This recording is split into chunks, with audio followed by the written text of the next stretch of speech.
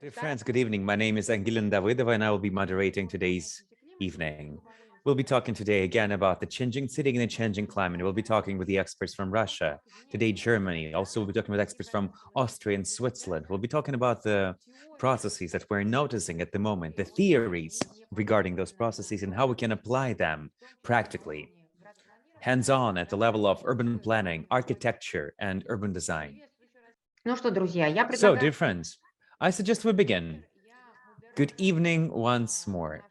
I'm the moderator of today's event. My name is Angelina Davidova. I'm the ecological journalist, a person who has been working with the issues of ecology and climate for quite a few years. I'm also teaching at March Architecture School. Our event is co-hosted together with March, Bauhaus University in Weimar, and supported by Friedrich Ebert Foundation in Moscow. I would like to hand over the welcoming word to Nikita Tokarev, the director of the March School. Yes, friends, good evening. Angelina has said pretty much everything, all of the essentials. What else could I say about the cycle? Indeed, two educational institutions are hosting the event, Bauhaus University and March Architecture School. We are supported by the Friedrich Ebert Foundation, and we are exceptionally grateful to the foundation and its contribution.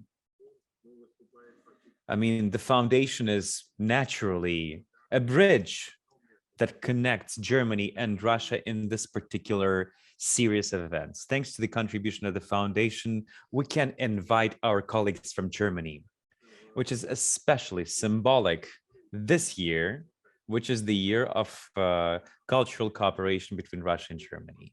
That is why we are especially happy to hit the cultural agenda here. I'm very happy that we are hosting this cycle with the participation of two architecture institutions, two architecture schools, because we do understand that even though we apply all of the changes that we're discussing at the moment, it's still not happening fast enough. All of the changes that we're discussing are not happening fast enough. They're not happening fast at all. And of course, we may be the agents of that change. And hopefully the younger breed of students will be those agents of change. Those who are only now studying architecture or beginning to study architecture. Those who will graduate in 2, 3, 5 years. And we will all probably be beneficiaries of those change, while they will be the agents of that change, those who are only studying today. Therefore, we're applying to them. We're aspiring towards them. And I truly hope that they will begin applying those ideas in their first student projects, and then in the future in their real life projects, reflecting the issues and finding the answers to the issues that we are discussing today and these days in general. So, Godspeed. I'm handing over the floor back to Angelina.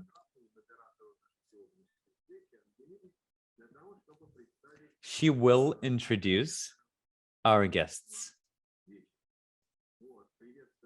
Welcome, dear friends, and hopefully we'll see each other again many times.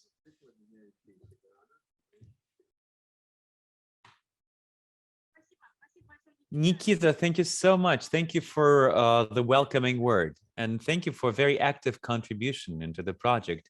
It's great that the leading schools in architecture and urban design work together and start contemplating together on the changes happening in the world and how the cities can react to that, and those people who create and change our cities. It's really about the character of urban change. That is what we're discussing in the series of lectures. And a while before the beginning of the conversation, we were just discussing backstage a number of terms that will be used today. We were also discussing the best way to translate those terms into Russian. Not all of those terms actually have an established translation into Russian language. For example, the word sustainable or resilient. They even say resilientny, resilient in Russian, or transition towns, for example, as well, is not a well-established term in Russian language. Probably not all of the listeners will understand what we're talking about right away.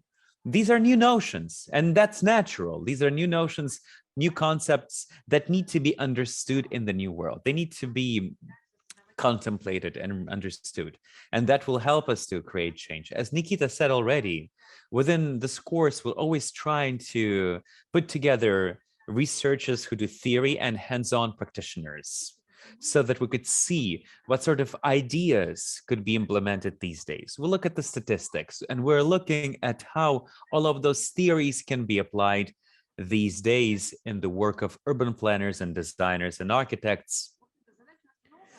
Lots of things to do. We are very happy that there's keen interest to these events.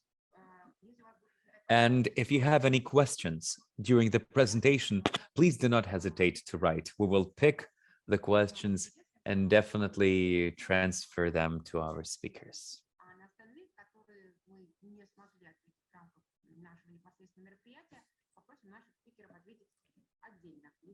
And we'll also be able to ask the speakers to write maybe later, to maybe answer the questions later in the written form, if necessary. We have actually written the manifesto for the program with Daniela from Bauhaus, and there will be a link on the chat to that manifesto so that you would understand why we're doing this and for what reasons we're doing this. Yes, it's a virtual journey, but hopefully next year, these journeys will become more real life than virtual. So the subject of the second conversation of ours is post-growth. Again, a new concept for Russian ear. Post-growth. What is this?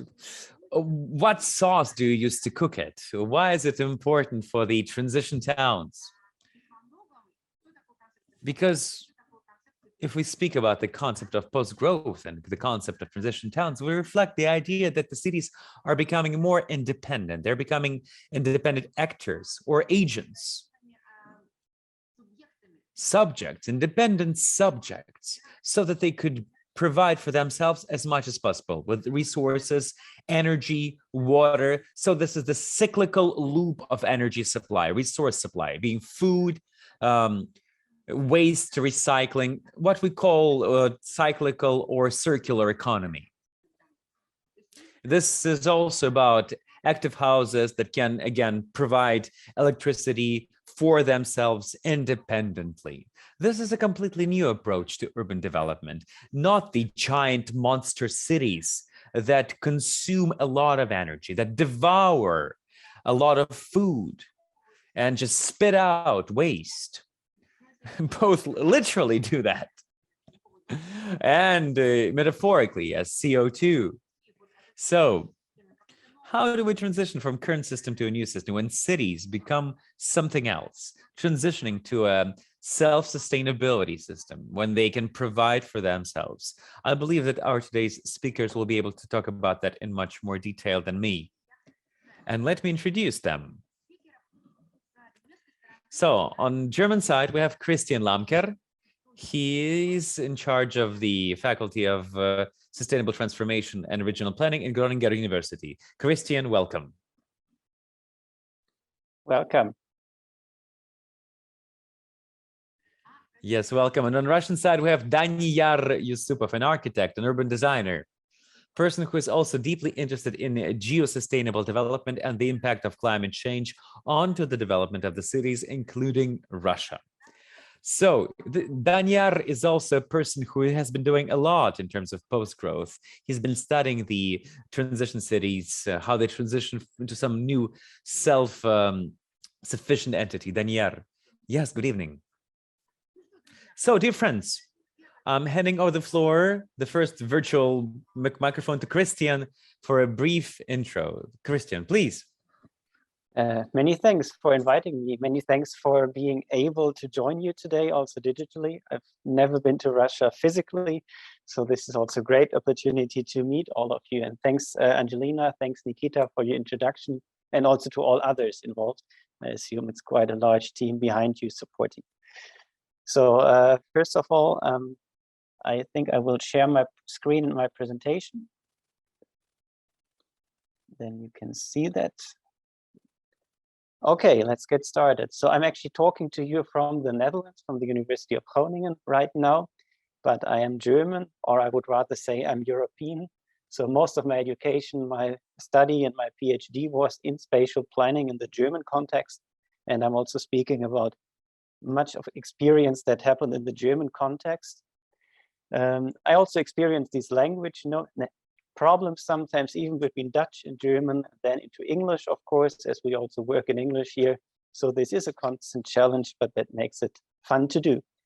To a background, I will do this presentation in roughly, hopefully less than 20 minutes.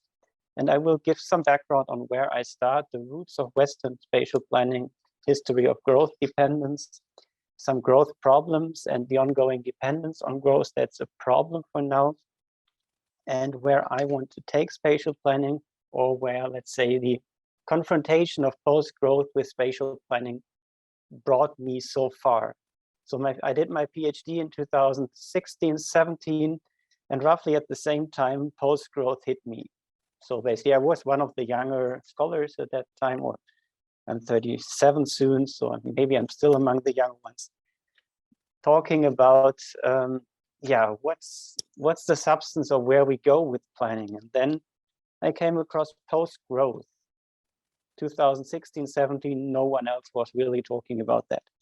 And then I started the journey to really explore what this means. And in the second part, I will take you along this partly personal journey that then physically brought me to the Netherlands some years later, where I started 2 years ago, but where many challenges are actually shared. And I hope to get some questions also from your side back on the Russian context, as that is completely hidden for me again also, I think because of language issues, and just I think it's good to do this discussion and then to look for what we share.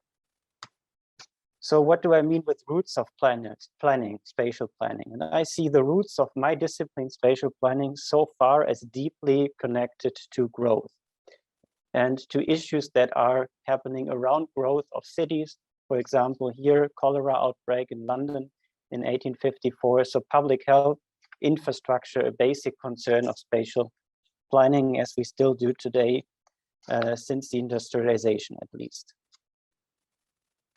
But then a major concern of spatial planning in the time early 20th century, really the issue of urban expansion, of growth, also then of social housing a bit later, especially in Europe in the 1920s.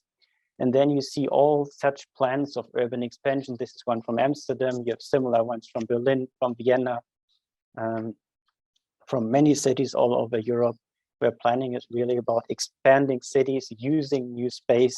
So where the core idea is organizing growth, reacting to this problem of ever more people living in cities. Compared to today, the growth of cities was massive. Today, these numbers are only seen in very few parts on Earth, some very few African cities, for example, and some Asian ones. So the roots then continuing to industrialization and land use, another issue of how to deal with growth, how to deal with negative effects of growth. There's hardly any green space left. What to do then? There's hardly any clean air, clean water left. So all that traditional concerns of planning, also of planning at the regional scale, emerging in European cities roughly 100 years ago. So many celebrations happening this year for also the first institutional bodies on these issues, founded 100 years ago.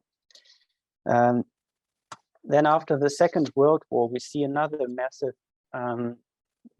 growth, another massive new use of land that was previously rural, agricultural, or just nature. For example, here in Berlin-Marzahn, so large-scale settlements, more than 60,000 housing units built in only 6 years. So this is really something that we haven't seen afterwards. And that was the time where growth really dominated much of urban development and planning. But then it has changed a bit. So growth still remained in its prominent position in roughly 2000 and the years after, but not in terms of growing people living in cities, but also in terms of promoting economic growth. So suddenly we are part of this globalization of global economic change, and ever more it was important to position cities with regard to competitiveness and growth, as the Leipzig Charter on Sustainable European Cities wrote in 2007, just before the financial crisis. But until today, you see promoting economic growth connected to the space that's needed for that, an issue of a growth-oriented planning. So planning is somehow caught in this need to grow, in my view, but also the desire to grow, or what some even call a growth fetish. So it's hard to think about spatial planning without growth, even though there are many negative processes that are accelerating. There's polarization. We have many conflicts on property, on democracy, that are surfacing, that are more and more evident, but hard to tackle in such a strong orientation towards growth. And to be very practical, you see it also in the issue of land that we use for settlement. So this is the settlement area in Germany from 1992 to 2019, area used for settlements, housing, recreation, transport, commercial areas, basically. And there's a 28% increase of used land, net increase, so not redevelopments, but only 14% population growth. So we use much more land than population growth. And even the financial crisis, 2008-9, didn't change much in the land that we add to the existing land every day. 2008, the German government set the goal to reduce the net use of land for built-up areas to zero until basically last year, until 2020. We are not yet there. The goal is now prolonged to 2030 as part of the Sustainable Development Goals agenda. But it's today quite unlikely that Germany will reach that. And this is not much different in the Netherlands, though the Netherlands don't have such a quantified target on land use in relation to their sustainable development indicators. So somewhere sustainability, the Sustainable Development Goals show this uncertainty about economic growth and the need to grow, and sustainable cities and communities, which I think do not really work together unless you take the global perspective to really think of maybe economic growth is meant for completely different areas than for Europe or for, let's say, already quite rich economies and cities. But we see a different story emerging in sustainability that was also part of my attention in my studies more than 10 years ago, where I already heard some of these thoughts that there is some maneuvering space for humanity between social baselines and environmental ceilings, more than the classical three-pillar model of sustainability. The donut economy, a famous model for that, applied by city governments like Amsterdam and also others. There is such focus on social aspects of the economy, the common good economy, but also including personal developments, including practicing change, like the transition town movement. And we see that inequality and justice become central in urban development policy. There was a new Leipzig Charter on European Urban Development 2020 that puts that forward. So there is some move towards post-growth, visible or emerging, I would say, it becomes visible. And at the same time, neoclassical economy becomes subordinate to serve human well-being. So economy is not a goal as such, but it has a function. And that's where post-growth also starts. And some of these thoughts date back quite long, until 1970s, and the old limits to growth debate that sparked also much of the global sustainability agendas later on. But especially after the financial crisis, 2008 and onwards, there was quite some influential books and publications that really brought the issue of degrowth, post-growth, limits to growth very much back to the table. So it is all there on the one side. It was even there 2016, 17, when I started to think of what does this have to do with planning. So not only me, but imagine a group of younger scholars thinking about, okay, why do we have all these developments out there, but why is it not even noticed in spatial planning, in urban development, except some of these small islands? So the transition town movement is all much older, but they do some things, and there's other developments, but it didn't reach the mainstream of spatial planning. And it was just these small scale niches. And that's where, together with a couple of colleagues, we asked questions like, what hinders actually planning to imagine planning beyond growth? So if all these developments are there, and if we see developments like we use in Germany, still 40, 50 hectares of new land every day, this cannot happen forever. Can maybe happen a few more years, and then there's not enough space left. So what hinders planning to at least imagine such a move? Which inner struggles do planners face? And we started really taking these thoughts unfinished into a couple of debates. So this didn't happen as a research project, basically also because we were told no one is ever going to fund that, and this is not of any interest for spatial planning research, spatial planning theory or practice. So then we started taking this idea to some own organized events, some existing conferences, and just try to confront planners. Okay, these are the ideas, so why don't they become more influential? And we got quite a mix of reactions, and actually quite more positive ones than we expected previously. So we got some ideas really talking to us that this is all kind of the old limits to growth debate 30, 40 years ago. There's nothing to do for planning today. Sustainability is part of planning law in Germany since 1998. So what's there to do today? A planning researcher told us there is no limits on the planet because we have other planets or the moon. So finally, we will be able to get our resources from there. Quite an interesting statement, I believe. But on the other side, there were increasingly people speculating, thinking along, but also many who were really uncertain what's actually the role of planning in that. Is this not a larger political change, something that needs to happen on a much larger scale than spatial planning? But I would then say, maybe it's part of a much broader agenda, but on the other side, why wait for this much broader agenda to happen, or why should it happen without own action and at least own initiative? So this is a bit, instead of a vicious circle, some way forward that might be relevant in this regard, to maybe sometimes also for my own future talks about this topic, to then narrow down to specific parts of the debate. So some planners told us that post-growth, it's kind of difficult term because it is all around growth, but at least maybe becoming less dependent on growth, that's much more attractive, or some parts of that that can be a starting point to trigger that change. Also to reflect more on practical impossibilities and structural economic constraints. So we had planners that believe that a fully developed German city could grow in population terms by 20% over a period of 10 years.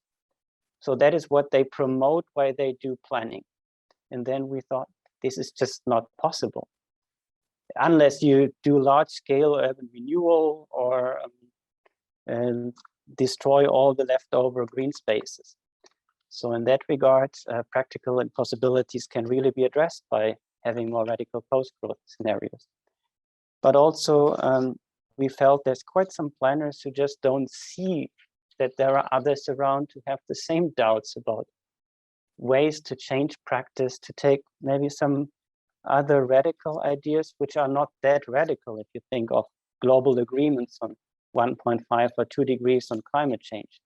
That is basically fully agreed on by most governments on Earth, fully agreed by many local governments. but not fully endorsed and implemented in terms of the practice that would really be needed to reach these goals. So there is a gap. There are practical options of acting for planners, and also new roles of being. A new type of planner has a space to emerge that's not only needed in theory. I would say theory doesn't need anything. Theory can observe that, but it's needed in practice. And then it's really valuable to theorize also about this. And actually, there are some cracks emerging in this direction that point or support to start from own positions and to change from the diversity that is out there, like the new Leipzig Charter on Europe on Urban Development, published in late 2020 or finished in late 2020, that is titled The Transformative Power of Cities for the Common Good. So urban development policy for European cities by the German presidency of the European Union last year, the transformative power of cities for the common good. Remember 2007, economic competitiveness, it's still somewhere in there, but the transformative power of cities for the common good sounds somehow different.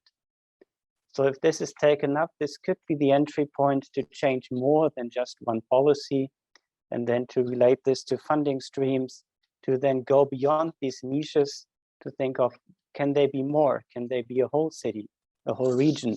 Or how do they connect to each other? Because spatial planners, I believe, could activate and motivate. That is also part of all the participation agenda, participatory planning, but they can also enforce agreements. And we have quite many agreements that need both.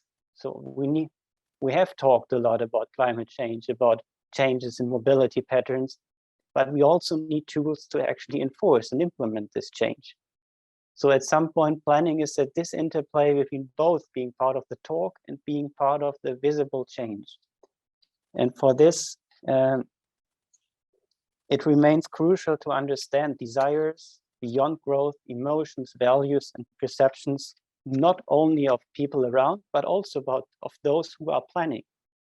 They are also people, they also live somewhere, they also have their spatial needs.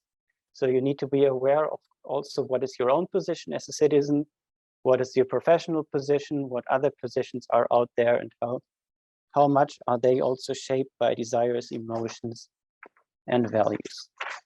And to stay in time, my last but one slide is actually a preliminary result that came out of the first efforts on post-growth and planning in 2019. So actually we then developed and this term post-growth planning in 2018, and then developed these 6 propositions of what post-growth planning means for us in 2019-20.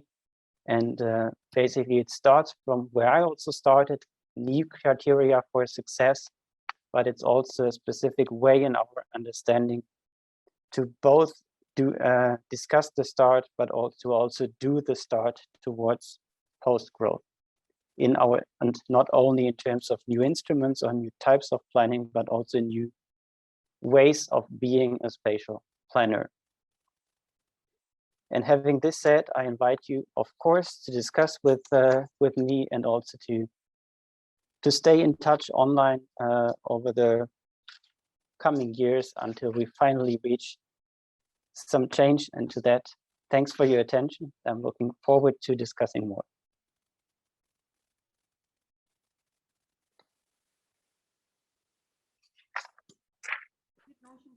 Christian, thank you so much. It was very useful to see the historic context of it and understand what were the major reasons for the degrowth concept and where we are now with this concept, what is happening at the moment, and what are the major challenges that we're facing today.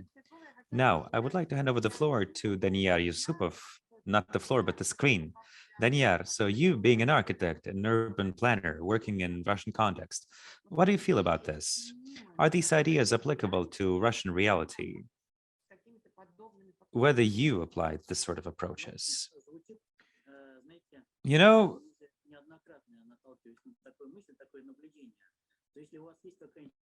You know, when you have some sort of concept or a methodology, try to apply it in Russia and you will get what you need right away, which is the threshold of applicability of this particular research concept. You will find out when and where it works and doesn't work. Mostly because Russian cities are not very complicated, especially the cities that were built in the Soviet era, which is, in reality, of course, every city is particular, but still.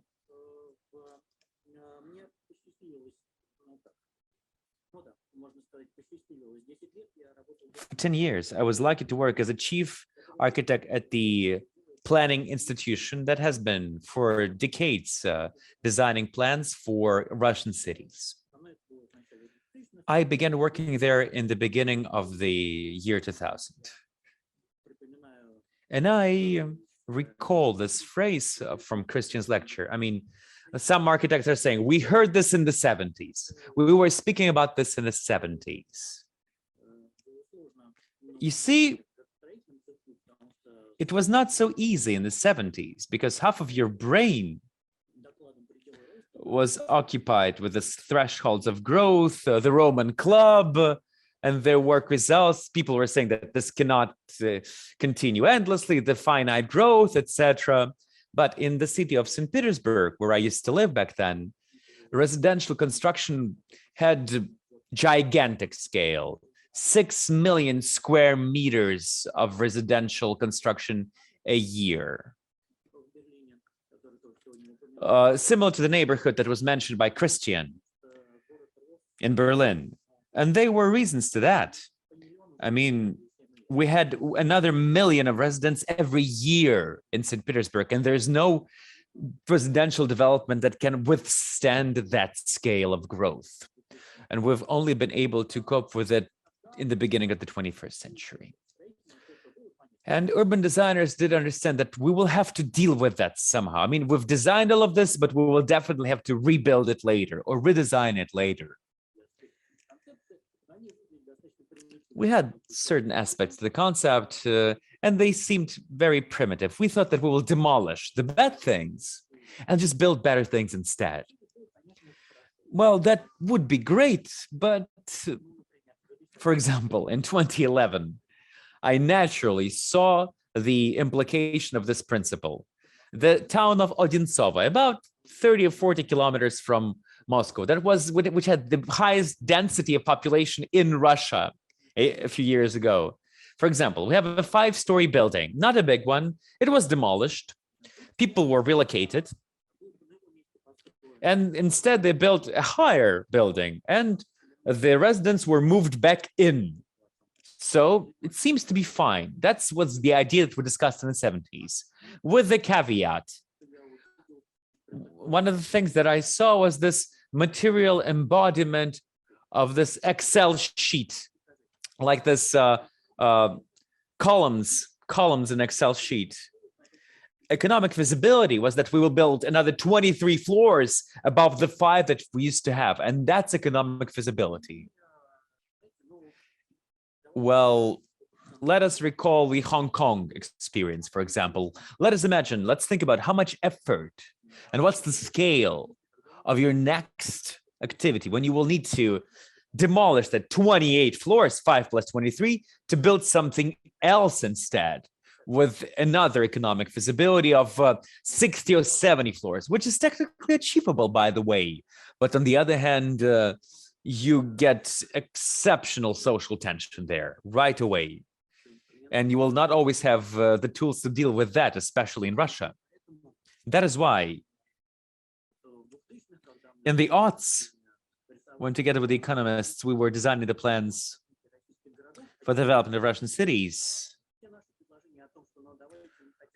all of our ideas that we will at least describe the events to reconstruct a single block. Again, recalling the point from Christian's presentation, small interventions, let's at least train ourselves to do that. Urban administrations normally close their eyes to that, saying that perhaps we'll find some economic justification to make that happen. but we don't know how to deal with social tension, and we don't want to know. It's just too hard of a managerial maneuver for us. We are not used to that. And all of the recommendations about improving administrative culture is simple, like, let's fix the pipes, let's fix the roads, and then we'll think about social tension. And then this then doesn't happen.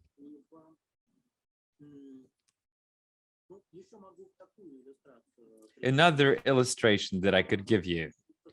In 1915, they published two books. One of them by Sir Patrick Geddes, it's called Cities in Ecologies. Cities in Evolution, sorry. And that is a very detailed research, and the author was a very multifaceted expert, ecologist, biologist. So the book, surprisingly, for 1915, is very much ahead of its time in terms of transformation of urban spaces. The same year, 2015, Denis Garnier published his book, Le Cité Industrielle. And in that book, we encounter a lot of ideas that we see in the 20th century. Functional zoning, highly developed transport infrastructure, and there's also some space for a historic neighborhood in the center of the scheme. So the point is that the book by Denis Garnier was translated to the Russian language in 1917. And Patrick Geddes' book has not yet been published into Russian language. There are only some excerpts translated by 2021. It took almost a century. So these notions that were born in 2021 were very much ahead of its time, and they're only discussed in Russia today. We had a number of chances regarding the Philip Meisner Shrinking Cities project. I don't think I recall it in detail. That was the beginning of the aughts. 3 Russian cities were included into that project. Back then, there was a hope that we'll be able to take a look at the problem, its scale, structure, components. We'll think about the tools. But back then, it all went more to the public art area, outside of the focus of urban design. Unfortunately. Yet, we had some good start. That's why I'm very thankful to Philip Meisner. By all means, certain characters were trying to do something, including Vyacheslav Glazichev in Russia in the 90s. He has this book called Internal Russia, and you will see the scale of resistance of the environment in that book. Let's not forget certain experiments by Evgeny As and Narine Tyutcheva. And I should say that these people who offer urban acupuncture are very rare in Russia. You can count them by the fingers of one hand. That's the reality by the beginning of the aughts in Russia.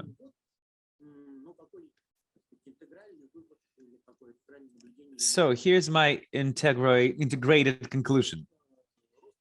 First of all, growth is being understood today only as demolishing old and building new. And it's very hard to change people's minds. And there's no even unity of economists' opinions. Maybe sociologists are more unified, but they're far from hands-on application. And still, if we talk about the gray belt development, it's in Petersburg, the industrial belt, I mean, that encircles the historic center and actually occupies 20% of the city. Still, It's only discussed as a way to demolish and build NU, residential construction mainly. Why? Because the city is not only residential, still we forget about that. In Russian reality, it's hard to plan jobs and build cultural landscape. It's only connected to certain marketing effort, which again impoverishes the palette of tools. That's the way it looks now, at least. The most vocal are the conversations that we need to apply different tools of planning.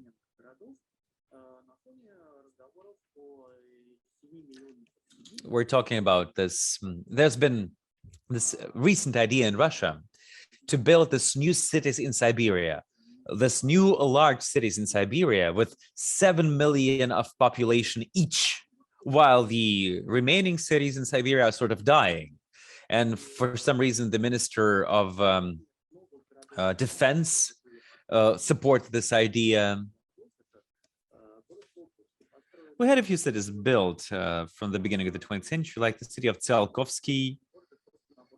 And it's not a city, it's just the combination of asphalt, buildings, and that's pretty much it. It lacks the essential social components that make city a city. There's been this city called Innopolis, which was supposed to house 150,000 people. There are still 6,000 living there, which is pretty much not a city. These people just prefer to go to Moscow. Oh, it's not Moscow, sorry. We're talking about Innopolis near Kazan, a big city in Russia, Kazan. They built Innopolis, sort of a kind of startup incubator polis research center near Kazan, but still everybody who lives in that city goes to Kazan for any sort of social life. There are very diverse concepts of urban administration in Moscow, as opposed to St. Petersburg, as opposed to the rest of Russia. And it's applied very differently. There's always misunderstanding of why we need that at all.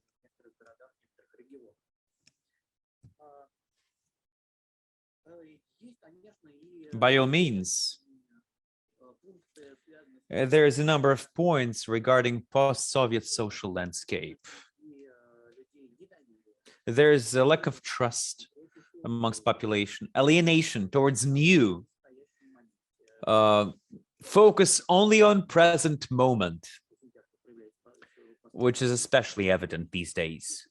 The habit of not seeing any perspective, kind of like habitual helplessness.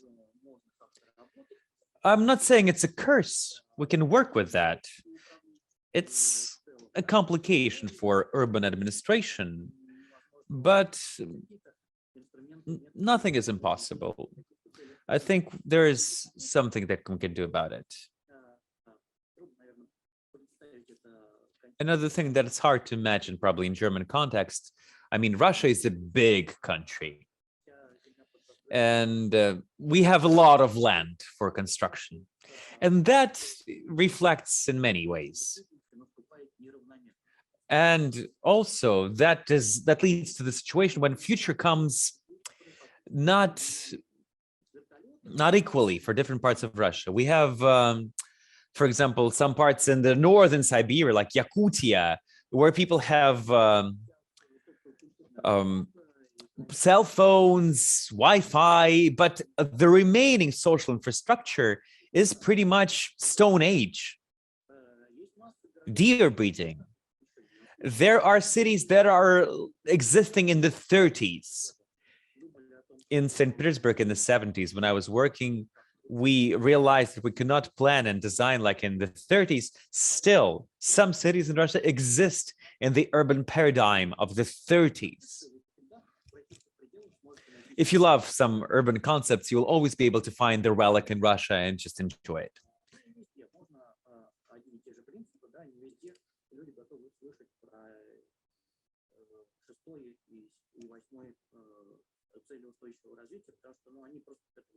And in Russia, people are not always willing to listen about the um, goals of sustainable development of UN.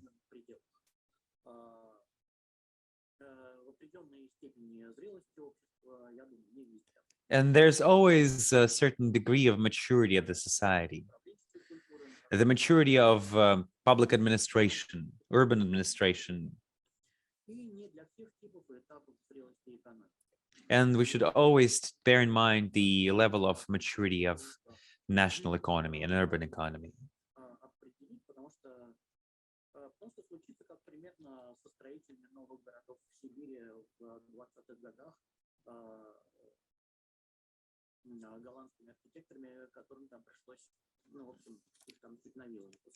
It will be the same as it happened with the Dutch architects who were designing new cities in Siberia in the 20s. They were building brick because they're Dutch, and Russians preferred wooden cities, wooden buildings, and that was a tremendous struggle. So what can we do? One of the things that's happening is exist in our research reality and bring up and crystallize new concepts. Waiting for these concepts to kind of crop roots into the surrounding world.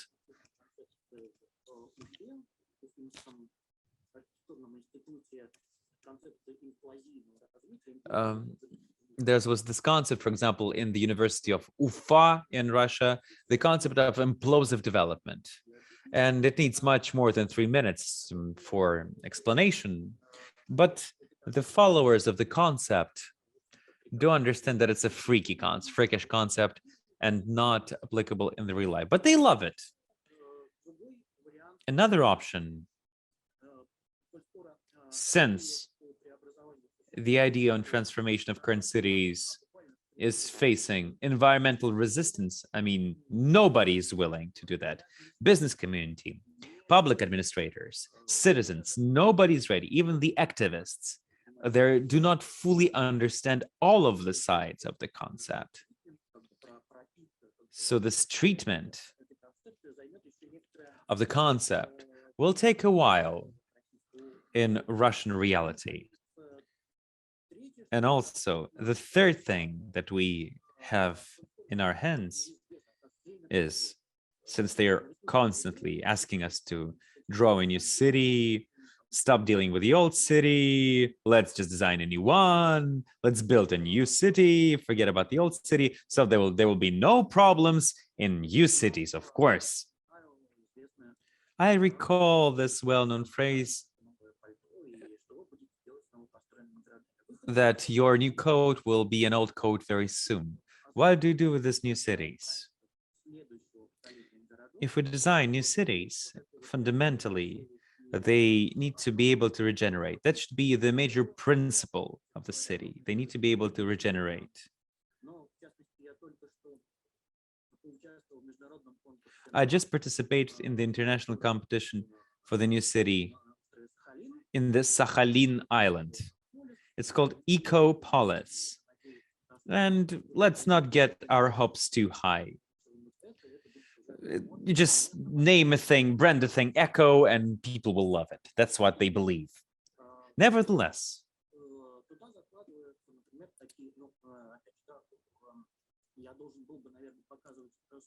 probably I would have to show the slides about the competition, but the final meeting of a jury has been postponed, so I cannot publicly show the project. But let me explain it simply.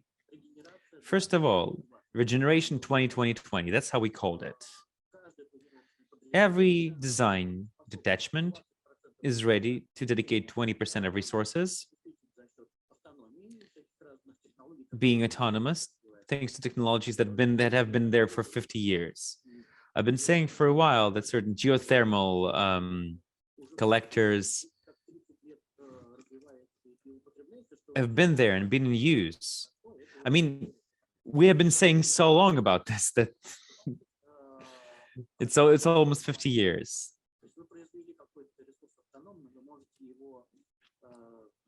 For example, and also, of course, we can recycle resources again and again. within a production unit, like in Stockholm, for example. The seaport is doing that in the framework of even residential development. Another 20% can come as a result of resource exchange between plots with different functional use, because they consume every resource in different regimes.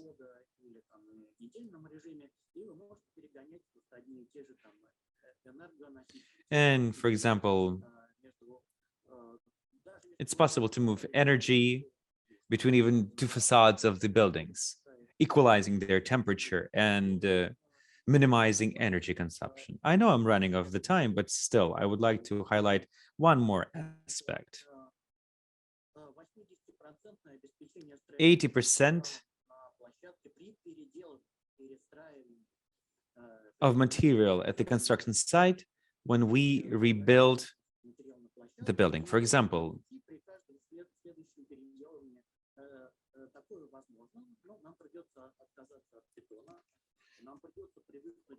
we would have to, of course, use less concrete, therefore,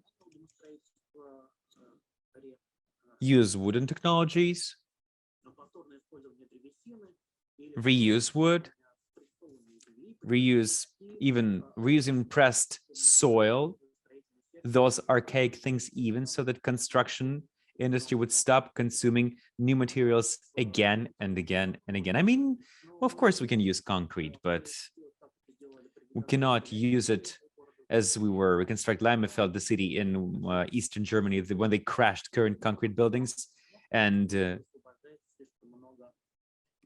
made the new non-concrete buildings. Of course, that's a lot of carbon, a lot of CO2.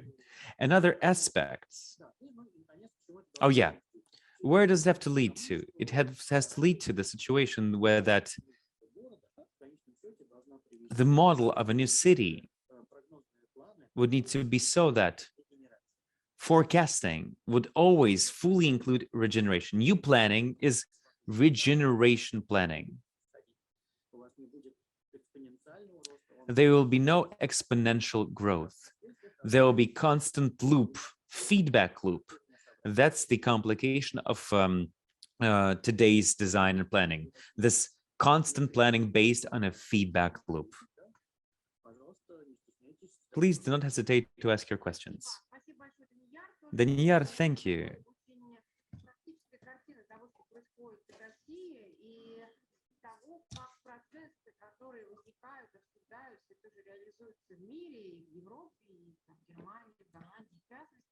These principles that are being discussed widely in Germany and the Netherlands are peculiarly reflected or not reflected in Russia.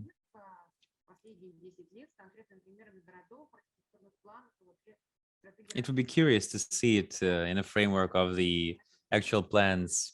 And the story about 5 stories plus 23 stories is very vivid in our eyes. Same as plans of building new cities in Siberia. We have a range of questions. Let me ask them. In the meantime, dear friends, if you have any questions to one another, if Christian and Daniyar have these questions, please, you can ask them. First question. It's to both of you.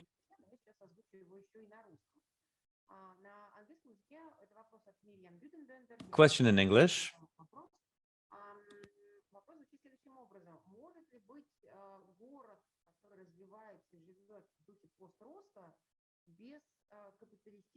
Can a post-growth city exist without capitalist economics?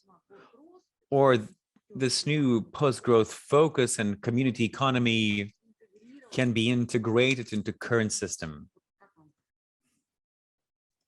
What's your opinion on that?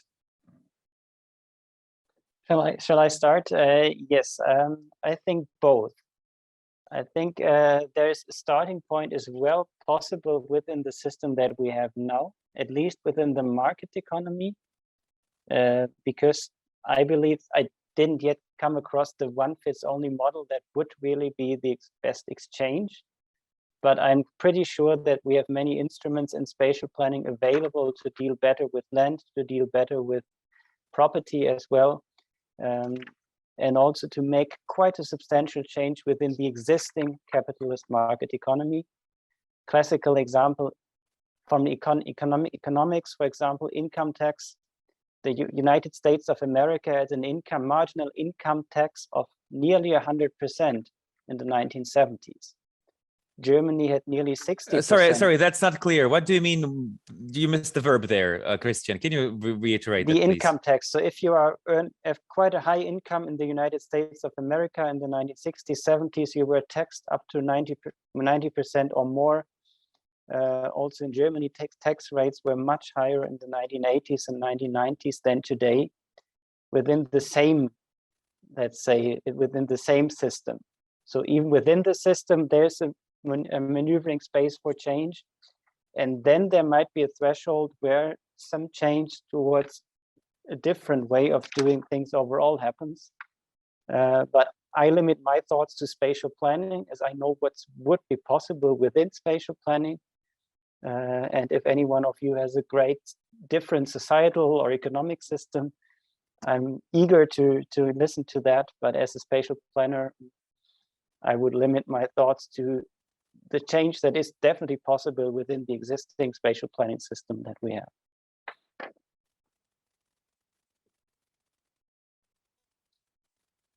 Daniela, what can you add?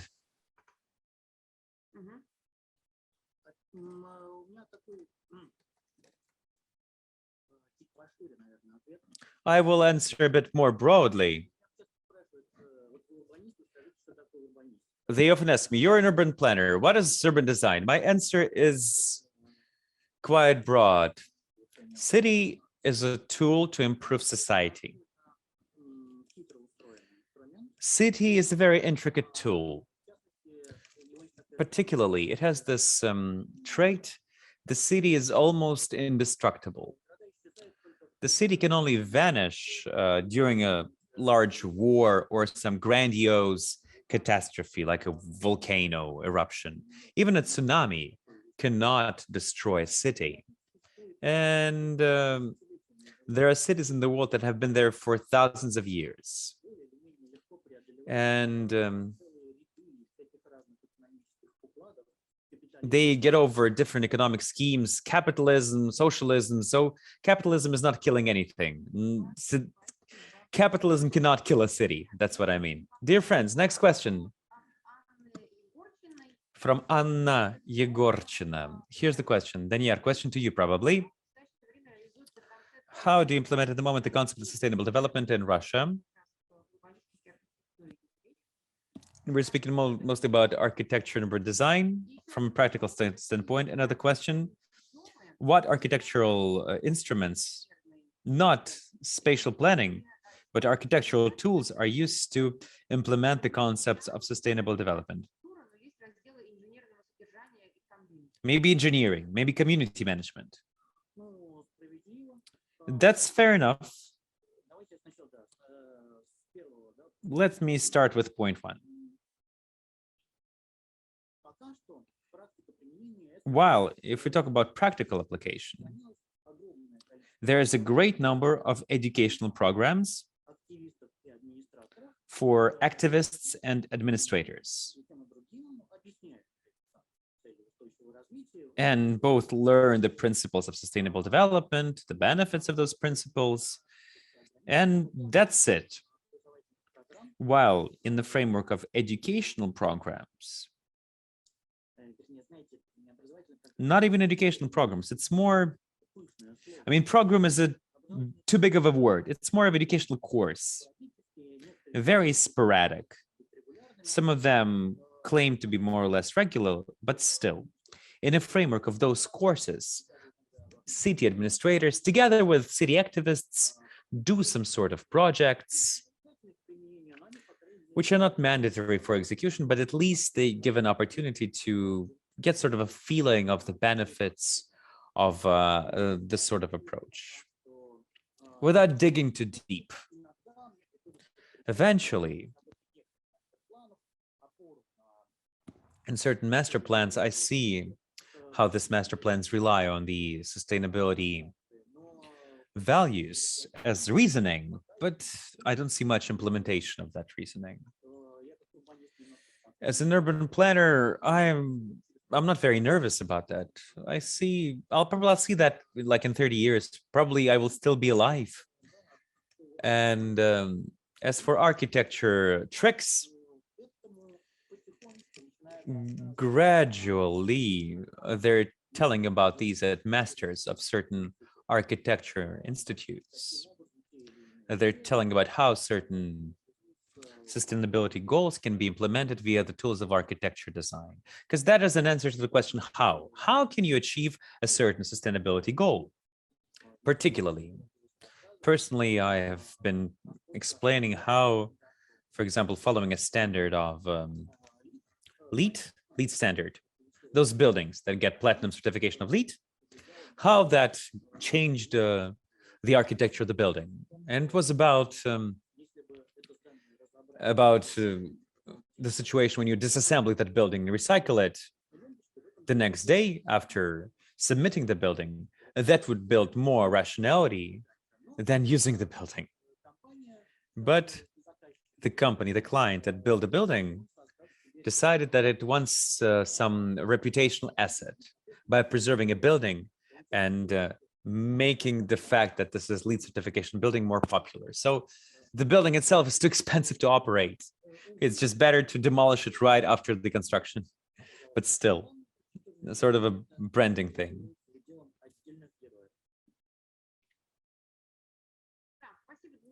Danier, thank you. I would be more optimistic, honestly. I think it will take not 30 years, but maybe like 7 years that we'll be seeing some in detail steps and actual steps. I mean, working in a bit of a different domain, the changes that I see in the last, say, 5 years have incredible nature compared to what we had, say, 10 years ago. That's why I'm a bit more optimistic than you. But maybe I'm just an optimist naturally, and maybe not always reasonably optimistic. Next question from Maria to both speakers. Do you guys feel that the cities will go underground? Are there any ideas of that sort for underground development of the cities? Yeah, I don't really see that happening at a massive scale. I mean, there are some geographical locations where it has advantages to do some things online, like Montreal in Canada is an example, because of winter conditions. It might be others, but I think in terms of what it costs to build, the dangers and risks involved, I see this more as a fancy technological solution. But if we really need to go underground, I would say this is against of much of what's quality of life for us. So then it's either a very last way of doing anything, or it's confined to specific geographical locations, weather conditions in certain times of the year, protection against extreme weather events. So then more limited to using underground certain times of the year or in very limited spaces. It's my view, at least. Daniel, what do you say?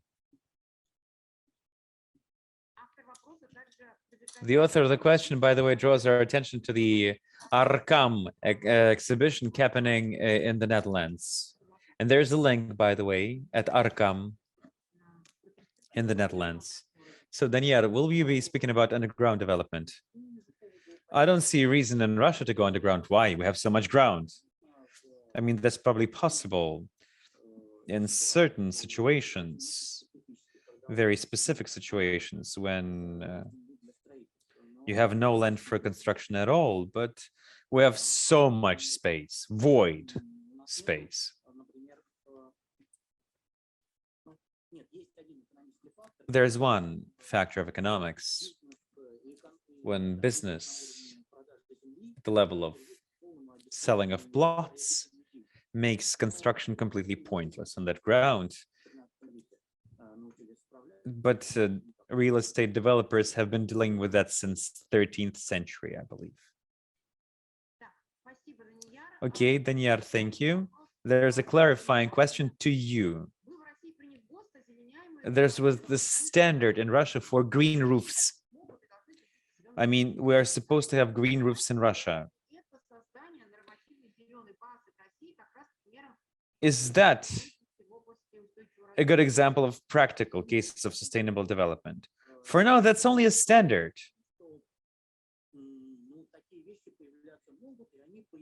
These things may come up, they will be coming up. That is a part of regulation, but it's not necessarily that regulation will be embodied. I mean, developers in Russia are only doing those things that they really, really, really must. For example, in France, there's this standard, or say the rule, that all of the public buildings need to have green roofs. And there is a detailed standard about that, and reasoning and explanation for that, not only in terms of ecology, but also the economy of public investment into the public building. That makes the building exist longer. Our Russian real estate development is more interested in a very opposite thing, so that the building could be quickly demolished and they will have reason to build a new one, especially regarding public building, because the government is paying for that construction. So it's always sort of oscillation.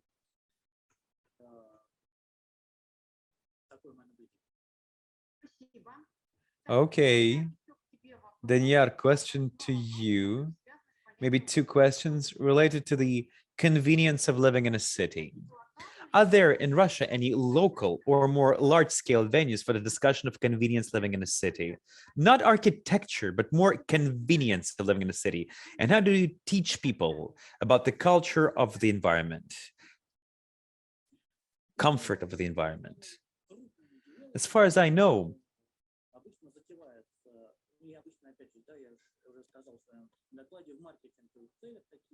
large real estate developers host this sort of discussions, but mostly for marketing purposes.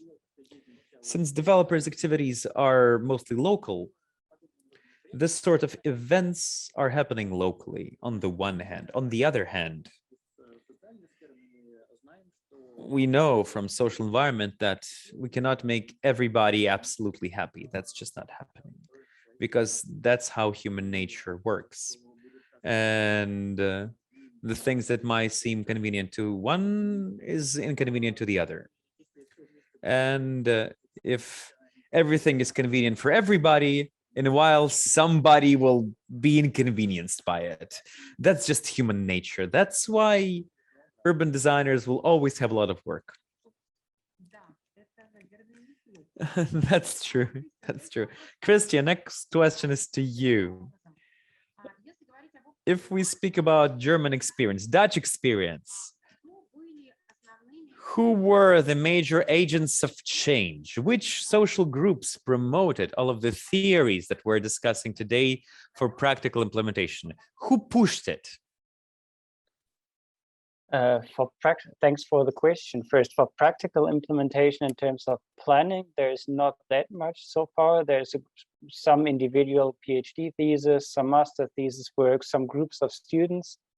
On the larger level of, say, societal change, there is quite some activity in terms of the transition town movement, also in terms of groups like Scientists for Future, Fridays for Future. They push forward much of the post-growth agendas. There is also the plural economics as part of the economic reform agenda.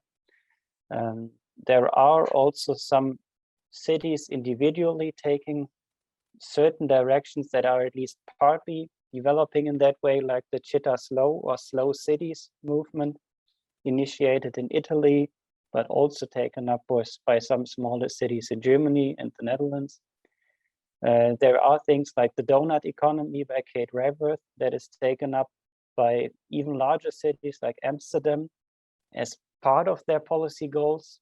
We will see how much that changes actual practice, but let's say there is some of this happening, and that is also pushed forward much by social movements around green sustainability agendas and especially around climate action.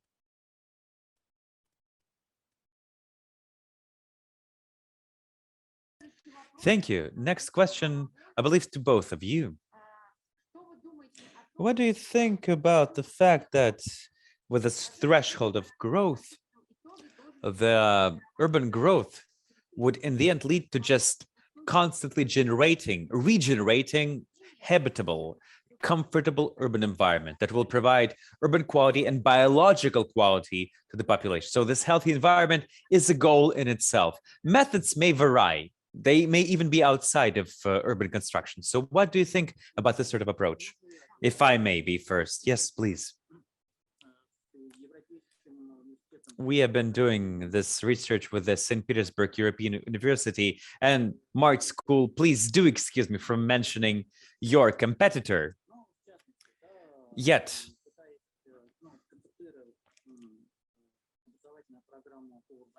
if you speak about their educational program, there's a simple question.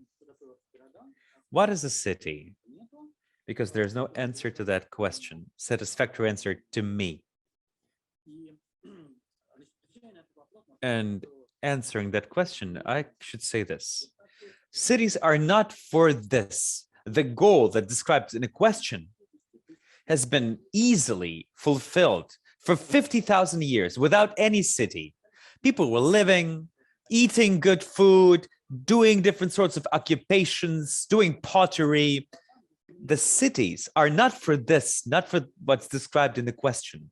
We need cities so that people together could do so much more than just a population. That's why we specifically need cities for communication, for interaction. You see, the cities appeared earlier than writing and the wheel. And writing and the wheel would never be needed without cities. So cities are not needed for what was in the question. They need for other things. Christian, what do you think? Hard to say. So what is a city? I don't have a sufficient answer to that as well, but I would say a city is definitely not the result of growth or a term for the need to grow.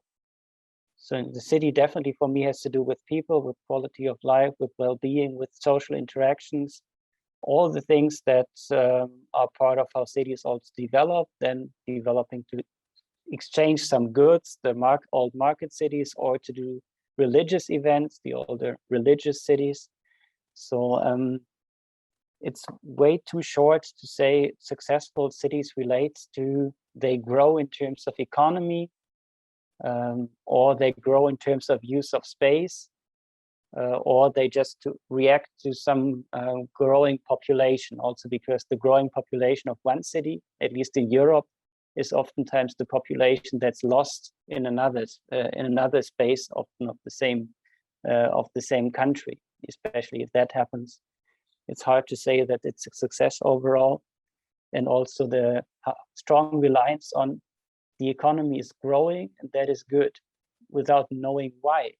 So how does this trickle down to the actual life of citizens, or to whom does it trickle down at all? So then it's a simple reliance on such figures of GDP growth that is a huge problem, I would say. That's why I've also talked about post-growth or growth independence. As for me, it doesn't matter too much if something is growing, let's say. You could measure that, you measure so many different things. But if this measure guides your action, then it's a huge problem, because the issue of growth as a guidance is just misleading, especially in terms of sustainability and the resource limits that we have available.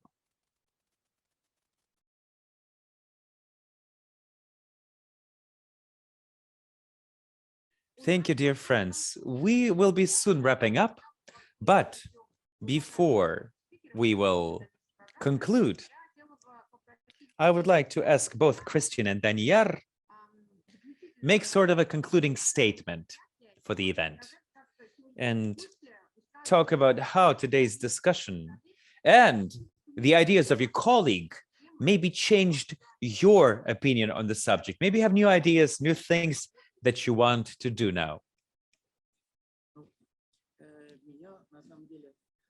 As a matter of fact, I was more joyous with the result of this communication. It actually pushed me to the fact that,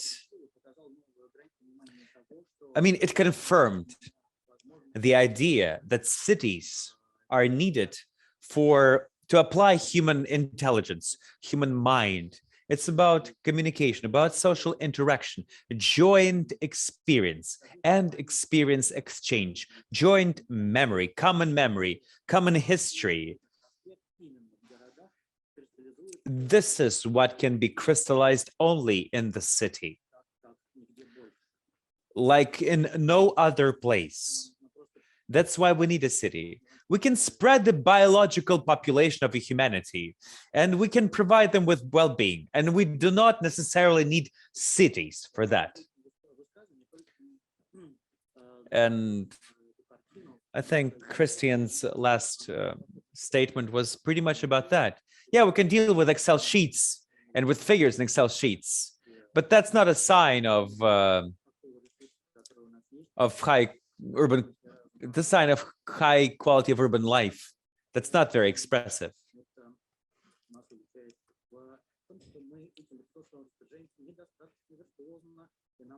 Maybe we're not so good at applying those resources.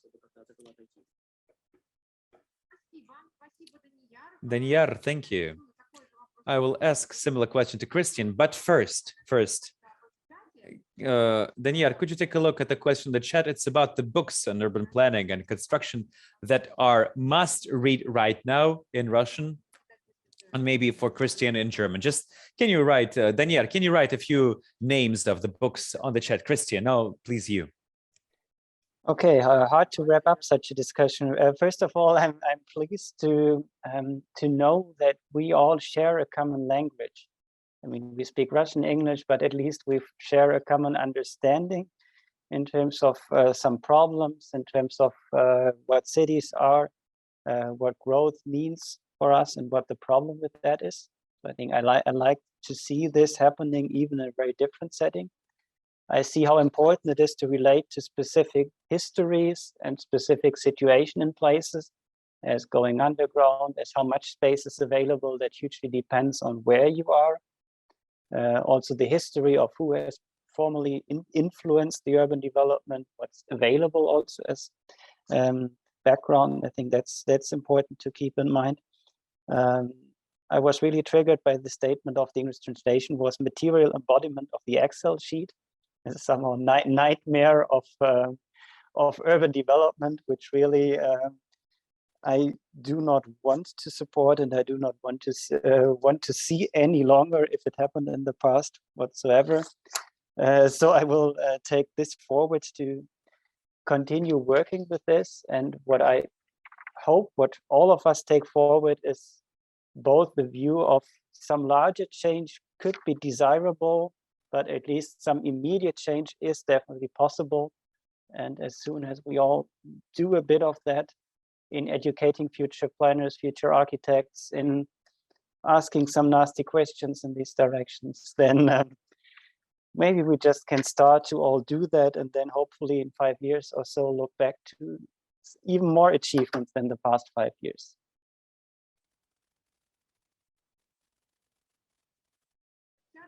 Christian, thank you. Maybe you could share also a number of books in the chat that you could recommend for the audience.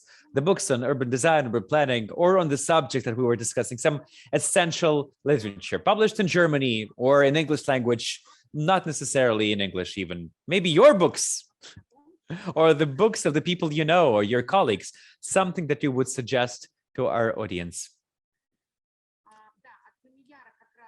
We saw Danyar wrote a number of recommendations on the books, and I see that Christian is doing that as well. Dear friends,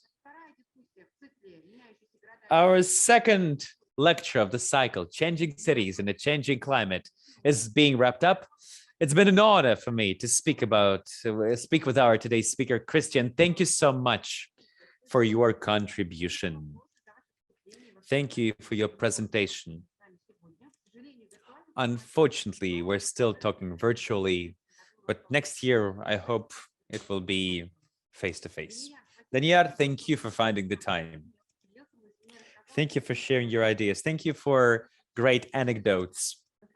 And thank you for making us think outside of the box. Have a great rest of evening. See you again on the 9th of November. Bye-bye. Thank you. Bye.